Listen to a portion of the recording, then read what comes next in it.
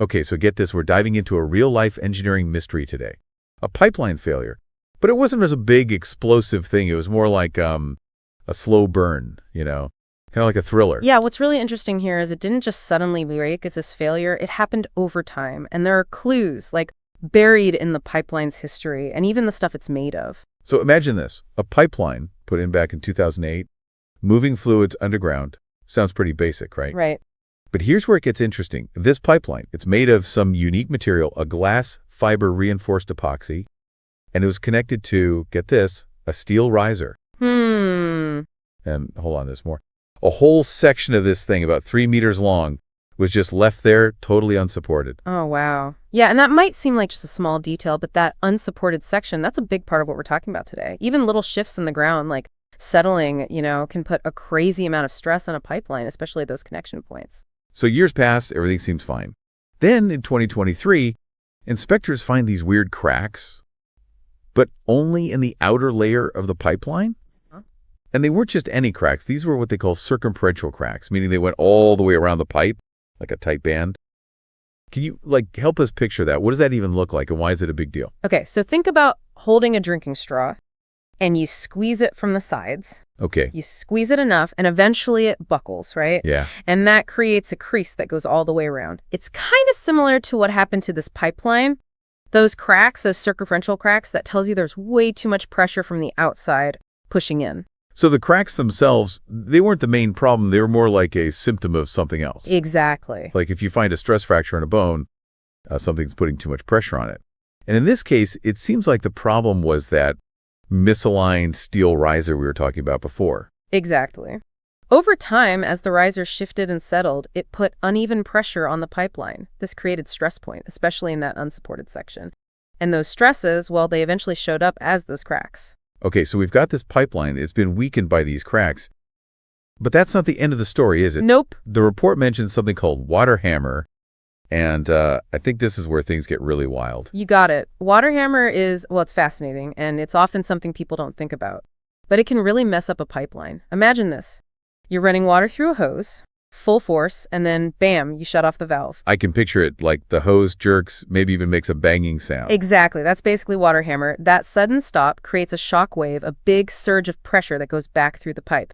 Now, imagine that force over and over hitting a pipeline that already has cracks. Oh, that can't be good.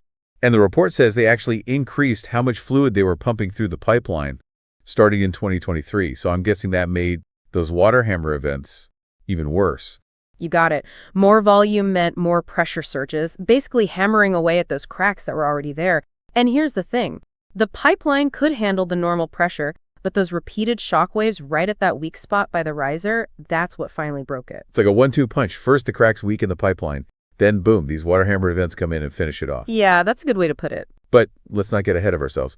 The report goes into all the evidence they gathered, and I think that's where we could really see the science in action. So what kind of data did they use to figure this whole thing out? They looked at everything from visual inspections to really detailed calculations. They even have images of the pipeline damage that show exactly where the cracks were and how bad they were. So we can actually see proof of those water hammer forces. Exactly. And it's not just about the cracks. They also looked at how the pipeline was operating before and after they increased the fluid volume in 2023. And you know what? They have graphs that show a huge jump in pressure, which matches up perfectly with those more frequent and intense water hammer events. So it's like a before-after picture showing how those changes they made put a lot more stress on the pipeline. You got it. And there's more. They actually went and calculated the force of those water hammer surges. So we're not talking about guesses here.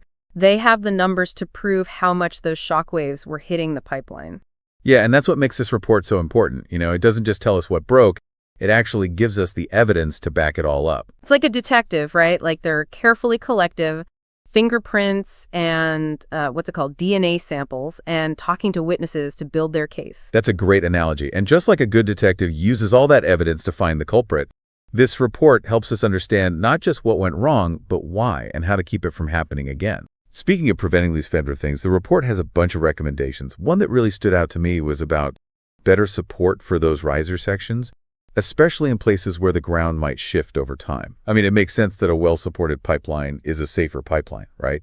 But can you explain, like, why is that so important, especially after what we've learned about this case? Absolutely. So think of it this way. The riser, that's like the weakest link in a chain. Okay, yeah. It's super important for connecting everything, but it's also the most likely to break, especially if it's not supported properly. When the ground moves, even a little bit, it can push on the riser unevenly, and that can cause it to like bend out of shape and create those stress points, just like we saw in this case. Right. And even if those stresses seem small at first, they can actually create tiny cracks that weaken the pipeline over time. And that makes it even more vulnerable to those water hammer events we were talking about. Exactly. So by giving the riser good support, you're basically strengthening that weakest link. You're making sure it can handle those forces from the ground and keep the whole pipeline intact. Makes sense? The report also suggests gradually increasing the amount of fluid they're pumping instead of making sudden changes.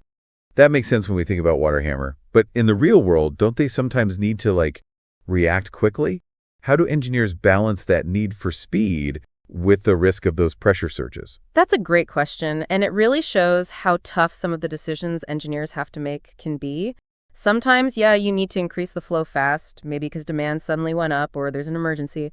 But even then, there are ways to make those pressure surges less dangerous. One common way is to use these things called surge protection devices. They're kind of like shock absorbers, but for pipelines. They're designed to like absorb those pressure spikes and keep them from hitting the pipeline directly.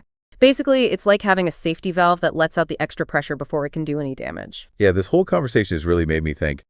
I mean, we usually just take infrastructure for granted. You know, we don't really think about all the stuff that goes into it, like the materials and the forces and all the decisions those engineers have to make. But this pipeline, the way it failed, and this report that goes into so much detail, it really reminds us that even the strongest systems can break. And it shows how important it is to understand the materials, to have good engineering practices, and to keep checking on these systems, monitoring them. Yeah, and it shows how important it is to learn from those failures, even the small ones. Every time something happens, a big break, or even just a little leak, it gives us valuable information that we can use to design better systems, build them better, and maintain them better. It's like this feedback loop, right, where each experience helps us understand more and improve how we do things. That's exactly it. This case study, it's not just about this one pipeline. It's about a whole way of thinking. It's about always learning, always adapting, and always trying to make our infrastructure safer and more reliable. So if our listeners could only take away one thing from this whole deep dive, what would you want it to be? Like the one most important thing to remember? We need to really understand the materials and the forces that are acting on it. Whether you're an engineer or someone who makes decisions about these things, or just a regular person who uses these systems every day, we all have a part to play in making sure our infrastructure is safe and sustainable. This whole deep dive, it's really given us a lot to think about. And like with all our deep dives, we don't want to just overload you with information. We want to make you curious, get you thinking, and encourage you to learn more about these things on your own. The world of infrastructure, it's full of amazing stories and things you wouldn't expect. And there's always something new to learn. So until next time, stay curious and keep asking questions.